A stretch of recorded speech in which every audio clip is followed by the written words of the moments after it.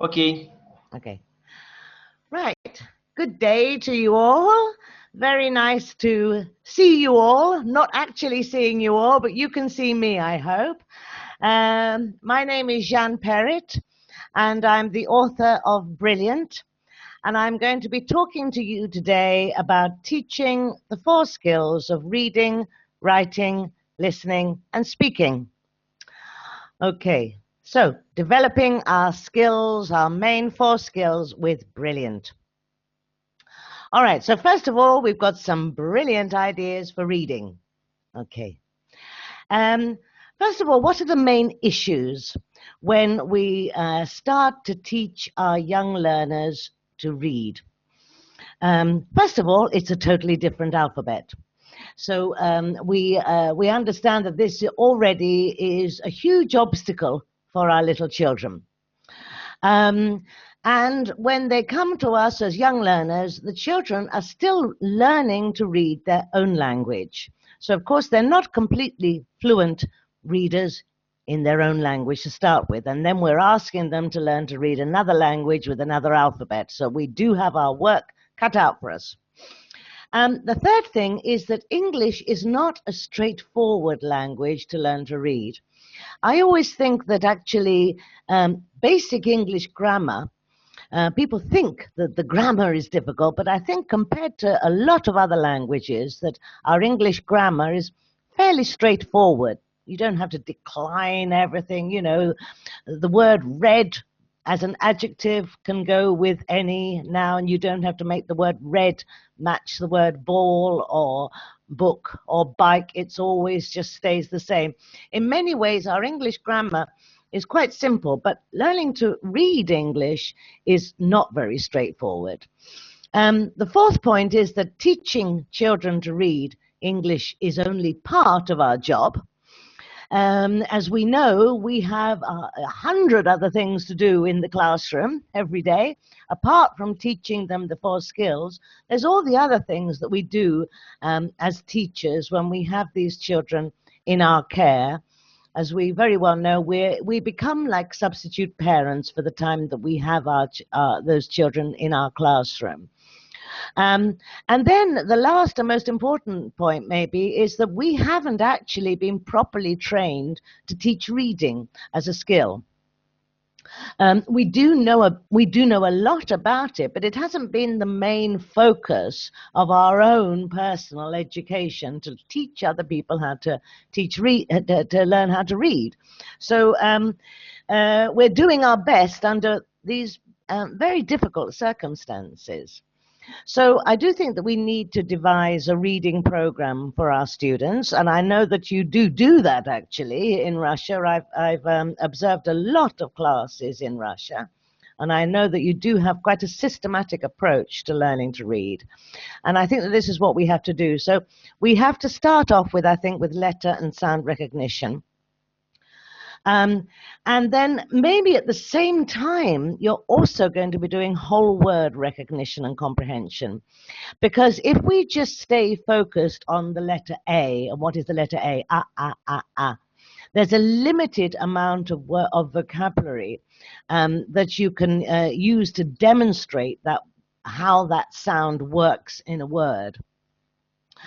And it will become frustrating for the children if we only focus on the letter and the sound recognition. So the letter and the sound recognition can become a game, etc. We have chants, we have songs, etc. that will help us to do this, to recognize these letters.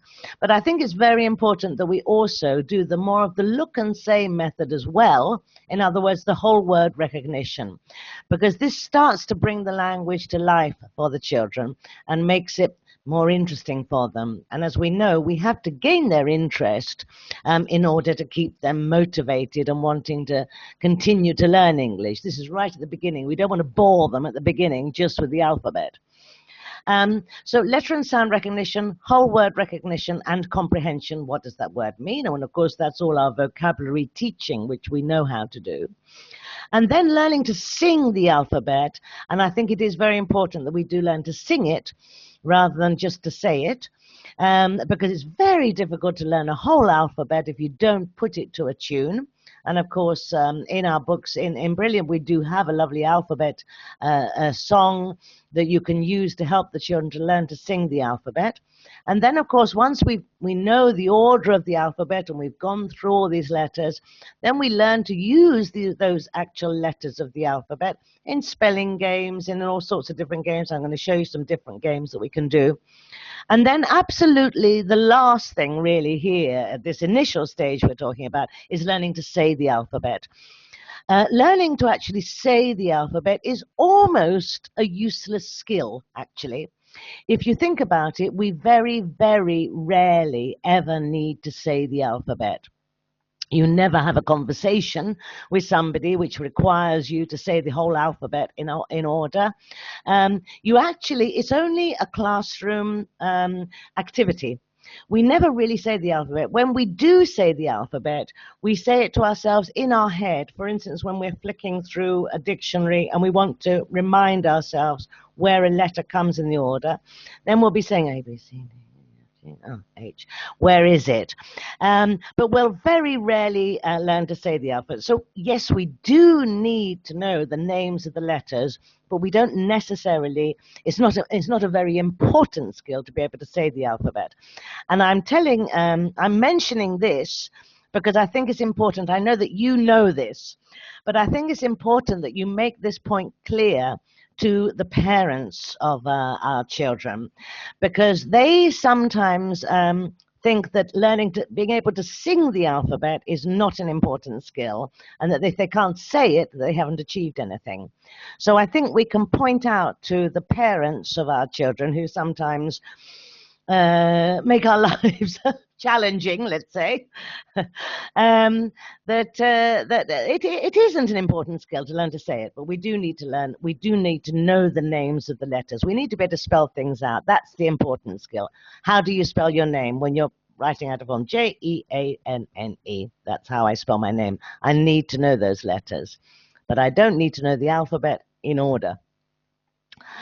Okay, and then, sorry, hang on a second. Okay, some games. So I've been to Russia many times, and some of you might have seen this game in action. And this is actually an illustration from the Brilliant Teacher's book, and it's called Alphabet Mosquitoes. So once we've gone through some of the letters, what we can do, this is a nice little game that you can play in class.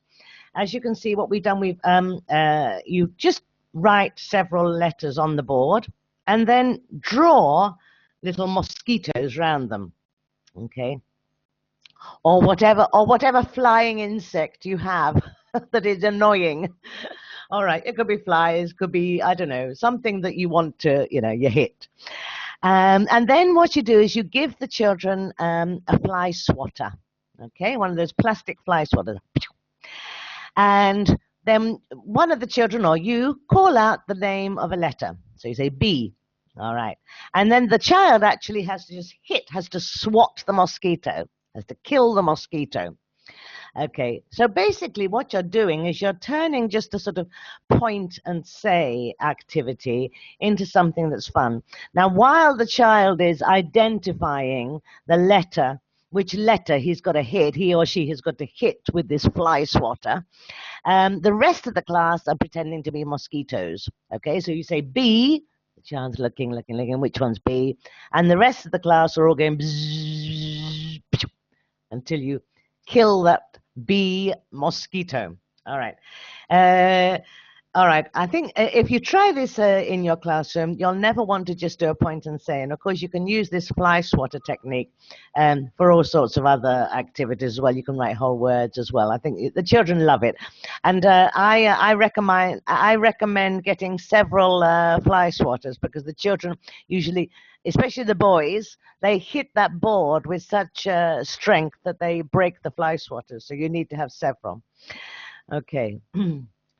And then here's another little activity, alphabet fish. So cut 26 simple fish shapes from thin card and write a letter on each fish. And then put a metal, it has to be a metal paper clip, sorry, on each fish. All right, and then what you do, hang on a second, is you tie a piece of string to a little magnet. It's quite easy to buy those little magnets in toy shops. And you tie the other end of the string to a stick or a ruler, and it becomes a little fishing rod with a magnet on the end.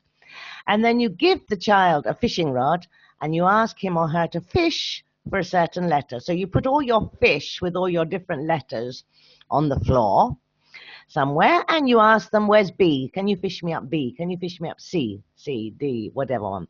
And they, instead of just picking up the letter, and it's just like a flashcard activity, but it makes it into more fun. And they have to fish, and of course the magnet goes onto the metal paper clip, and they fish up their little letter. All right, so it's another nice little fun activity. Now then, generally with reading, of course, obviously you're going to be using the book. And one of the important ways in which we acquire language is through songs. Very important way in which we acquire language. As babies, this is how we start to hear adults around us singing. Our mums, our aunties, our grandmas, our dads are singing to us from when we are babies. So we have this rhythms of in our heads. That's how one of the important ways in which we acquire our native language. So using songs as reading materials, once they've learned it, once they've started to sing the song, then you can write the words of the song you're going to play on the board. Okay, then read it through with the children. All right, you're leading this, you're reading it. And then rub out some of the words, and you say those words as you rub them out, as you do so. And then this is something you need to prepare before. You give the children cards with the missing words on them. Okay, and you could be nouns, it could be verbs, it could be anything. You can practice anything. And then you're going to play the song again, and then they try to put the words into the right place on the board. You can do similar things like this with the story as well. Now, it's very important we give the children, there's lots of stories in Brilliant. There's lots of exciting adventure stories with our lovely characters. And there are pirates, and there are all sorts of fun characters in Brilliant. I hope the children will enjoy it. So it's very important that we give the children time to enjoy looking at the pictures. All right. Generally, it's important that we give our children time to absorb things. And then ask them what they can see in the pictures and write those words on the board, anything. And then ask them if they can find any of those words in the story. Okay, so what can they see? Can they see a pirate? Can they see a boat? Can they find any of those words in the story? There might not always be the words in the story, some of the things that they say. But this will help to develop their vocabulary. And then listen to the story on the CD, and always let them listen as many times they wish. If you hear something once, you never properly take it in, especially in big classes. You know, somebody's lost their rubber, or somebody's, taken somebody else's pencil. The children aren't always focusing.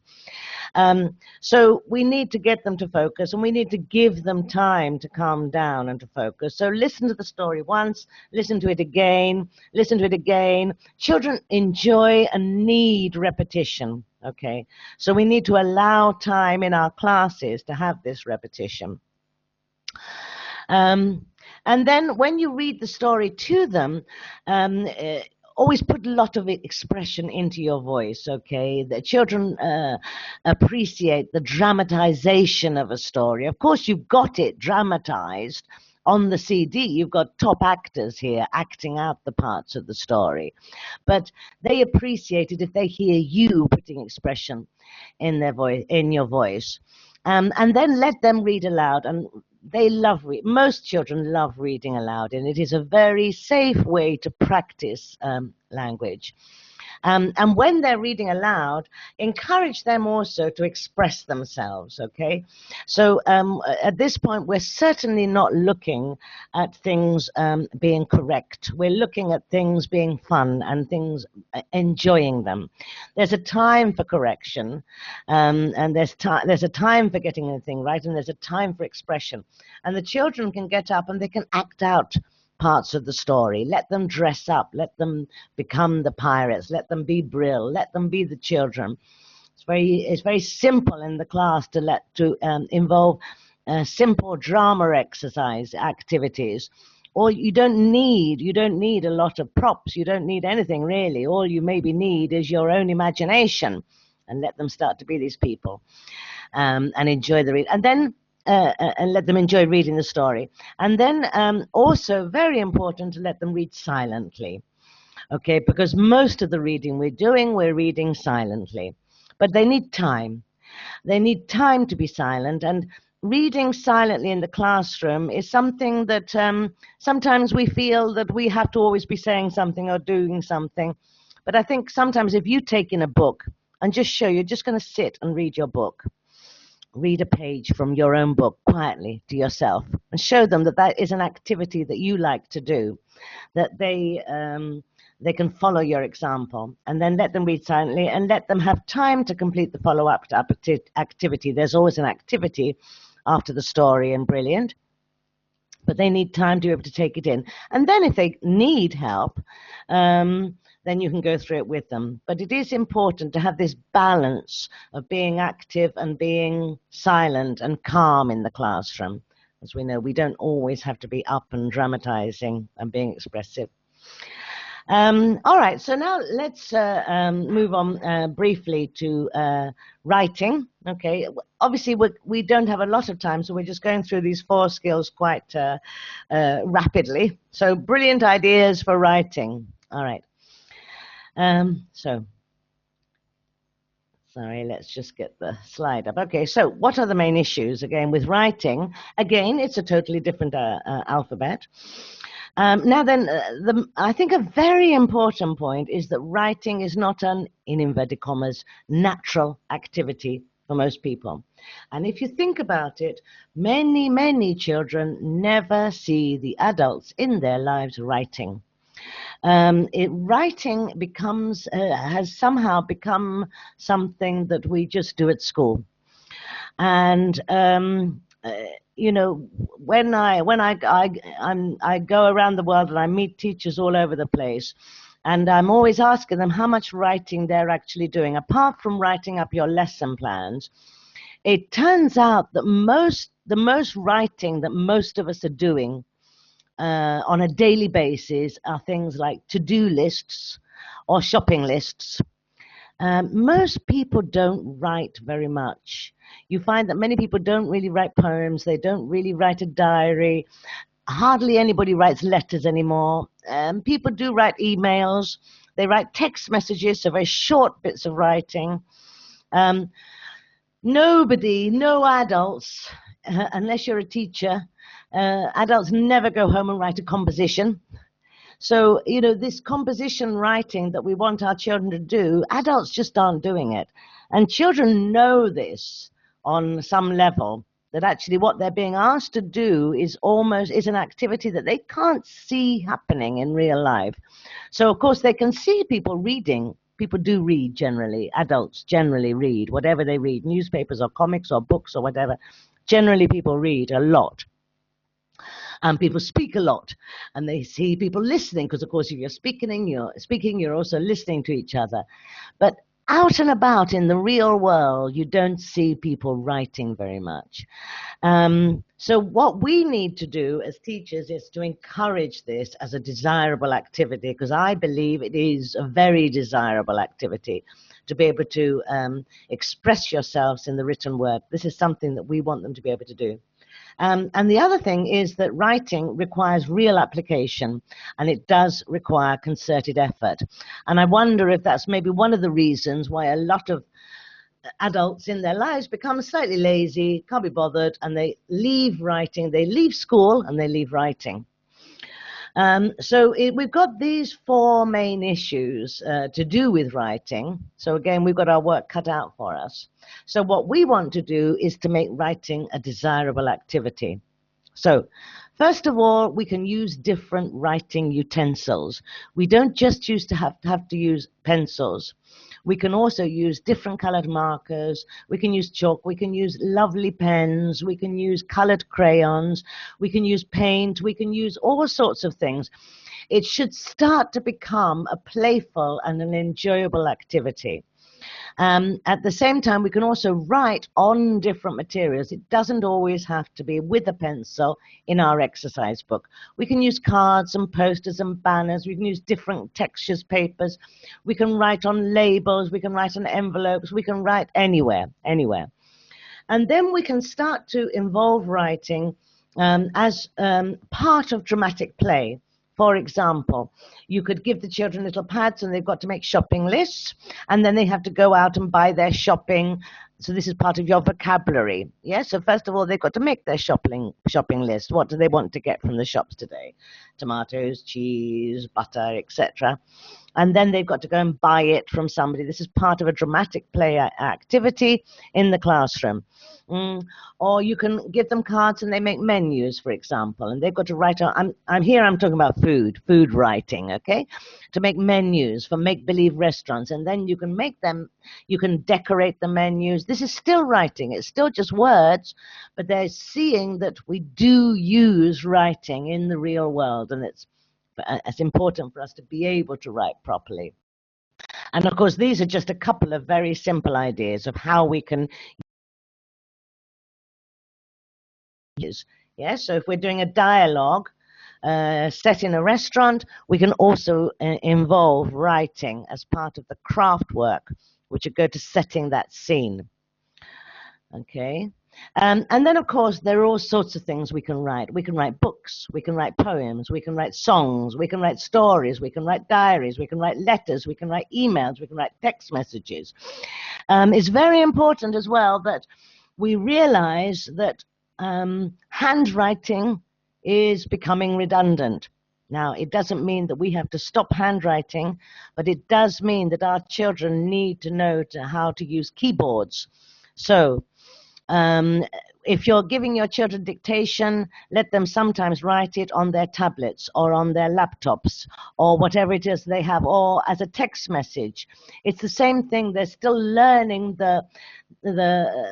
how the letters go together to make those words to be able to write. It doesn't matter if they're keying them on a keyboard or if they're writing them handwriting. Handwriting is becoming a craft, and we want to keep that craft alive, but we do have to realize that it is becoming a craft and not the main essential skill. That the essential skill now is being able to use a keyboard for our children. So we have to address that. We have to accept that. And sometimes as teachers, we think, oh, no, we want to keep the old ways. Well, we can keep the old ways. We don't have to throw away the old ways, but we do have to add the new ways as well. So it's important that our children know how to use these, how to gain these new skills. So make sure that your students realize as well that there is a difference between creative writing, which is something we definitely want to encourage in our students. We want them to become creative. And there's a difference between the creative writing and the editorial process, okay? And that they realize that they are the authors of their own work. Now, if they start to think of themselves not just as school children sitting at a desk doing their writing and most of the time making so many mistakes that it's all covered in red pen, if they stop thinking like that and start thinking themselves of them being the authors of whatever it is that they're writing, there's a shift in the dynamics of their thinking there. And if they are the authors, then you are the editors. Now then, as any writer will know, as any writer will tell you, the editor is not looking over the author's shoulder the whole time. The editor will give the author time to write and create and to make mistakes and to try out different things. And then the editor will make suggestions about what changes will be made. Now, of course, if you're talking about authors writing in their own language, the editors most of the time are not talking about spelling or grammar mistakes. They're talking about changes, other changes that might be made to the material. But you will probably be focusing on the spelling and the grammar, but we can do both. So first of all, when your children are writing, think about the content of what they've written. Okay, what have they tried to say? If it's a composition that you've asked them to write about, my favorite season, try to think, what have they tried to say about autumn or winter? So don't go straight away to the spelling mistakes and the grammar mistakes. Those things can be corrected simply. And in our lives now as well, as we know, as I said, the children have to learn to use keyboards. If you're going to use a writing program on your computer, a lot of the little spelling mistakes will be auto-corrected. So this having to be correct, as we know, you write a text message and you end up sending rubbish because the auto-correct spell check thing has suggested another word. So you do need to know how to spell. You do need that, but there's so much that is done for us by technology nowadays that this means that we can now be freer to be more creative. It doesn't mean that we have to become lazy and not think about spelling and not thinking about grammar, but we can say, look, a computer can do a lot of that work for us. So now we can use that space that is freed up in our mind to do other things, to become more creative. So even more reason why the children should start to develop their imaginations and start to really have fun with their writing and enjoy it and want to do it, because it's being made so much easier for us on the computers. And then if they're the authors and you're the editor, then you must again give them space and time to make mistakes and to enjoy writing. Okay, so that's at whatever level they're doing it, let them think of themselves as being the authors. And of course, if they're the authors, then you want to see a book at the end. If you're an author, that's what you do, you write a book. So, of course, it's very simple to make your own little books, and it doesn't matter what you've got in your books, okay? You just get these pieces of card, punch holes in them, make them into ribbon. If you make them into a book first, if you make these pages into a book before it's written it, the children enjoy writing something in their little book more than they will if it's just a sheet of paper. You can find pictures in old magazines, you can draw pictures, and you can just do little bits of writing. So here the examples here is I've got a little history book here. So history, got a king on it. And then this is a dinosaur. This is King Hector. Anything. They can write anything, but then that's their own little book that they can write. You could make books for your favorite lessons. They could make English books, geography books. Once the children get into realizing they can write books, they don't stop actually. And the important thing as well is once they've got these books is that you show interest in the book and read them. You could make a class bookcase. They can make their own bookcase. The more they do, this is involving so many different skills, okay? So this is just like you get 2 cardboard boxes, stick the boxes together, and then cover them with pictures, and then they can put their books in their bookcase. And don't forget that when they have written their books, don't forget that the author's name always goes on the front of the book. So it's very important. And I think the more that we encourage them thinking of themselves as writers, as authors, the more we will get a better response from them in terms of how they see writing. We don't want our children to leave school and leave writing. We want them to carry on because it's a wonderful thing to be able to do. All right, speaking. Well, first of all, you need to make yourself an English-speaking role model and show the children that you enjoy speaking English, okay? And as I say, I've observed masses of your lessons, and I know that you do this, actually. But this is mainly for sort of the younger teachers who might be watching this, to say that a lot of people don't have an opportunity to actually speak English. Not everybody can go to England or America or Australia or whatever and speak English. Maybe you haven't been out and about. Maybe you haven't traveled and had the opportunity to actually use English. And some people feel less confident about speaking it. But I think it's very important, however well or badly you speak English yourself, that you show the children that you actually enjoy speaking English, and they'll catch that from you. And then, of course, there's all sorts of different ways in which we can encourage proper conversation. You can make little mobile phones. You can have little toy phones. This brings it to life, okay, using a prop. Just make a card mobile phone. Just have a little, you know, those little toy phones that they practice. And they practice speaking to each other. You can have any kind of dialogue, any kind of sample dialogue on your little phones. You can use microphones. You can have interviews. You could have a whole big say you're at you know, in the second year or something like that, and you're doing, you know, my name is Jeanne. I'm from England. I like, you know, reading and swimming, etc. You could this could be like a competition, you know, like you have these beauty competitions, Miss World, Mr. Universe, Mr. Russia, or whatever, or an interview, a chat show. You could have a chat show. And just getting the children to move at the same time as they're speaking is very important, that they actually do something so that they see that they're not just sitting at their desks. And okay, here they can still be sitting at their desks, but just this adding this imaginative, dramatic play, actually, element to the lesson brings it to life again, okay, and brings it into the real world. And again, you've got to let the children have this absorption time, so they think about what they're going to say, going to think about what they're doing. Let them have time to plan it. This time. Sometimes we overload our syllabuses so much, and we don't have time. This is what we've got to give our children. And then, as I said, encourage the children to move as they speak, because we are nearly always doing something at the same time as we speak. We're not just sitting at desks. So, and again, as I said, repetition is very important, that we give them lots of opportunity for repetition. So you can practice known language in different situations.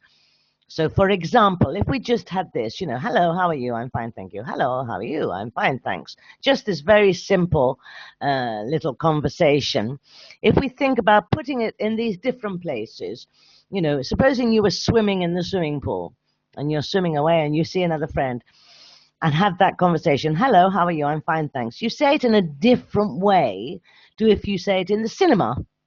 Okay, you're going to be speaking with a different voice. Or in the car wash, or in the public library, or just in the street, or in the shopping mall. In all those different places, we can say the same thing in different ways. So if you're in the public library, you've got to be quiet in a public library because people are reading. So you can say, hello, how are you? Oh, I'm fine, thanks. How are you? Hey. All right. If you're in the swimming pool, you're going to be louder. Oh, hello, splash, splash, splash, splash, splash. How are you? Drowning, etc., or whatever.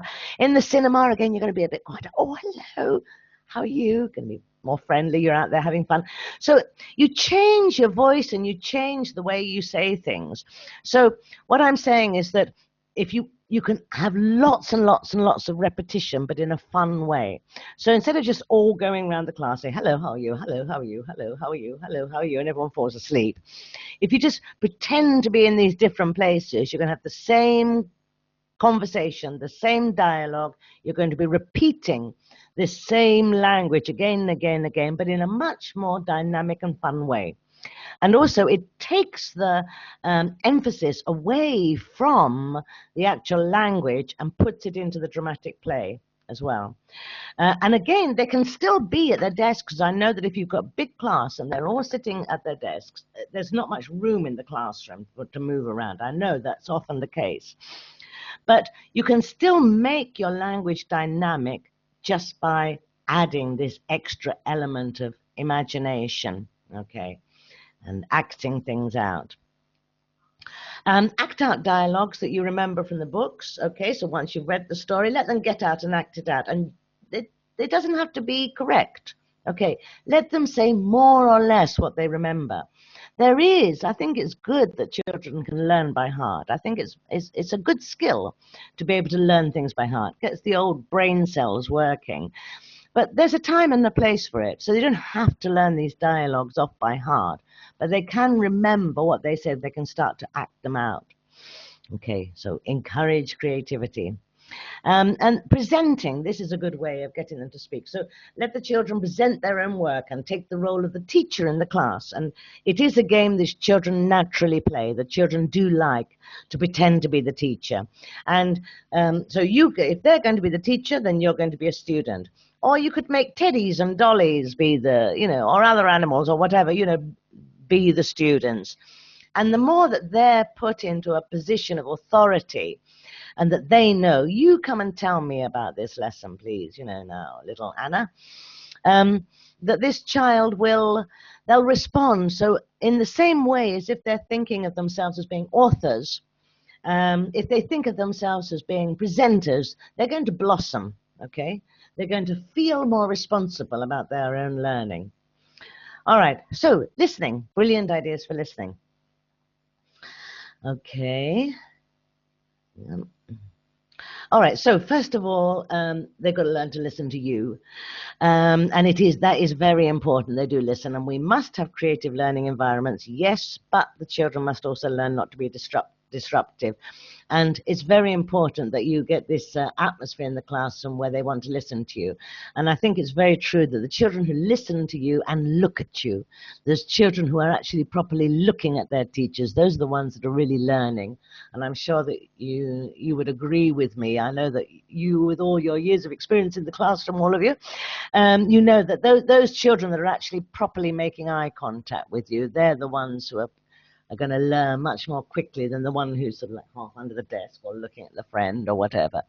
So somehow, gradually, we've got to let them realize that them being quiet and focusing and listening to teacher is a good thing to do.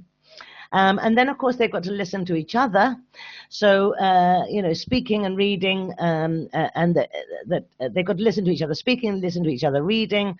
And it is a problem sometimes when it's a very big class, if you want them all to listen to each other.